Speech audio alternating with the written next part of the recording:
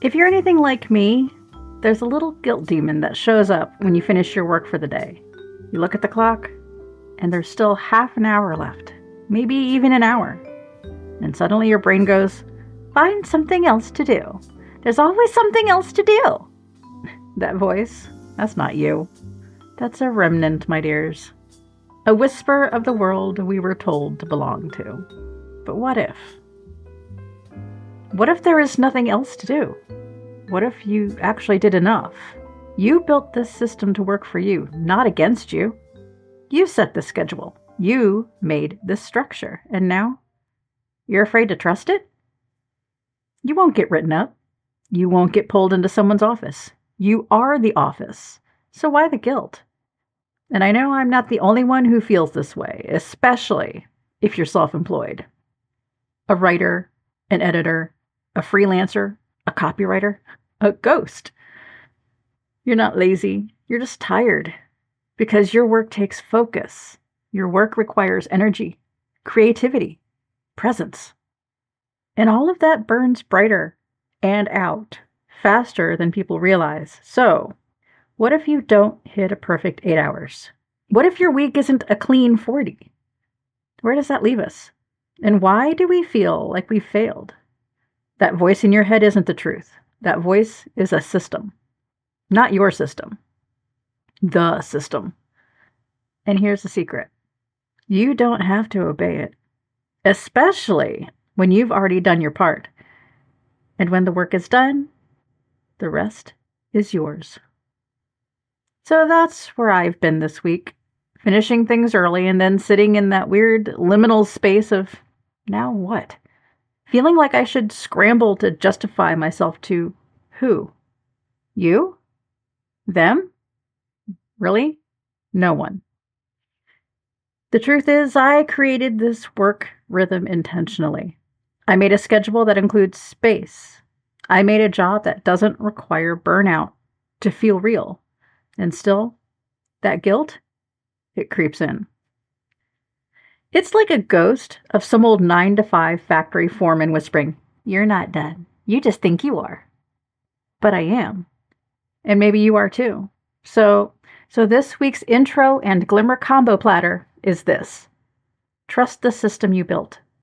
Don't shame yourself out of the freedom you've earned.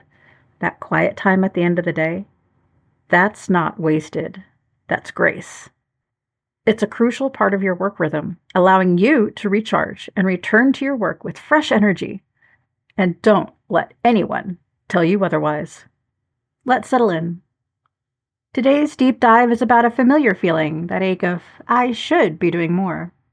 Even when you've already done enough, because we've been taught to tie our worth to productivity, to log our hours, to measure our fatigue and output, and whether or not that fatigue is worthy of rest. So let's start with the system. The 40-hour work week didn't descend from the heavens. It was built, negotiated, and forced. It emerged from the Industrial Revolution, the factory system, assembly lines, labor unions, and pushing back on 6-day work weeks. And it was designed for a particular kind of work, repetitive, mechanical, monitored. But that's not the kind of work you do. You have the right to define your own productivity based on the unique demands of your creative work and your life. It was never meant to measure creative energy or emotional labor or the invisible calculus of writing, thinking, planning, dreaming. But guess what? We inherited it anyway. We grew up watching adults brag about being busy and teachers praising us for overachieving. We absorb the message that rest is earned, not inherent. That work is what gives us value, not presence, not kindness, not care. So even now, as self-employed creatives, freelancers, artists, and thinkers, we hear that old whisper, you didn't do enough. You had time left over. You're wasting your day.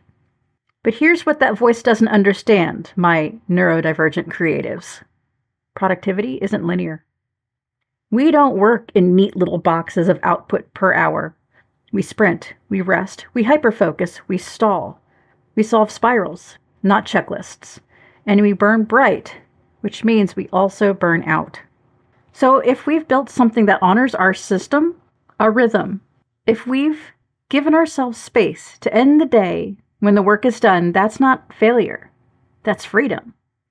But that guilt, that's inherited. That's systemic. That is capitalism in a trench coat, pretending to be your conscience.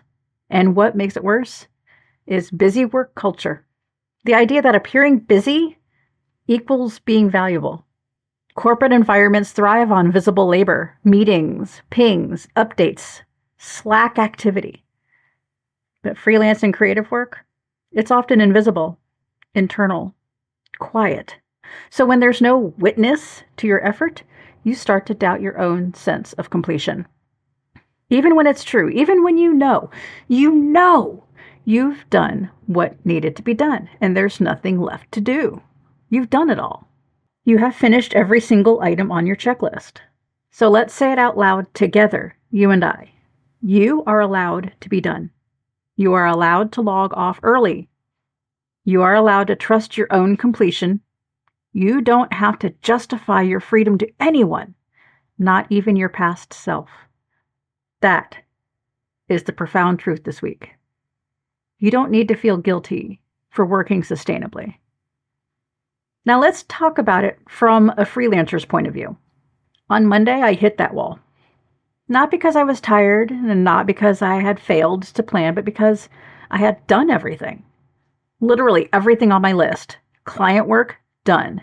Writing my own personal projects, done. Admin, emails, scheduling, done, and done. All done. The day was done. But when I looked at the clock, my brain kind of short-circuited a little bit. It was only 3 o'clock. You can't stop now. Find something else. There's always something to do. But there wasn't. And even if there had been, that wasn't what the day was for. I built my schedule with intention. Mornings are for rest, movement, dog walks, breakfast, errands, chores. I did that. Afternoons are for focused work. And not forever. And by 3 or 4 o'clock, I wrap it up. That's completion. I'm usually done by that time. And on Monday, I honored that. Down to the letter. I was done. And yet, I still felt like I was doing something wrong. Like someone was going to yell at me. Or I was going to get reprimanded and written up or fired. Spoiler alert, my dear friends. No one did. You know why? Because I am the boss. And we had already met the goal. So let's name the real issue here. Freelance guilt isn't about laziness. It's about detaching your self-worth from the feeling of being in progress. And for a lot of us, especially writers, authors, editors, and thinkers, progress is internal, invisible, nonlinear. It doesn't always look like clacking keyboards or stacked Google Docs. So when you don't have something to show, you start looking for more, just to prove you're real. Here's the truth I'm holding this week. Busy work is not a sign of virtue. It's just noise we make when we're afraid of being still. So you want my freelance tip of the week? When work is done, stop. Don't invent a chore to justify your worth. Don't guilt yourself into looking productive. You already are. Give yourself credit for designing a system that works, and then let it work. You don't have to simulate busyness for me. I don't need proof you've been productive. I've seen your focus. I've watched your mind churn. You've done enough. And enough is sacred. Rest isn't an error in the system. It is the system when it's built with love. Oh, Thimble. That's really sweet, thanks. You know, I do notice you sitting on the desk while I work, watching me type, feeding me snacks, keeping me company. You're always there. Quiet, patient, thread in hand, of course. And you know what? You're right. Sometimes it's easy to forget that the work counts, even if no one's clapping. But you see me. And maybe Monet sees me too, usually, from the chair, in between naps. It means a lot, really. Thanks for saying it. I needed that. And that right there, that kind of friendship with Thimble, and this spiral that I've had this week of finishing societal guilt and realizing that it doesn't need to be. It has inspired the title of this episode and this poem. I am done, and that's enough. I used to fill the cracks. Every quiet minute, every early finish, every soft ending. I'd sweep the desk, invent errands, refresh the inbox like a gambler pulling the lever. I wasn't done. I was just idle. But idle felt wrong. But today, I closed the tab. I stood up, and no alarms went off. No one asked why I'd stopped. No one punished me for finishing. The sky didn't fall.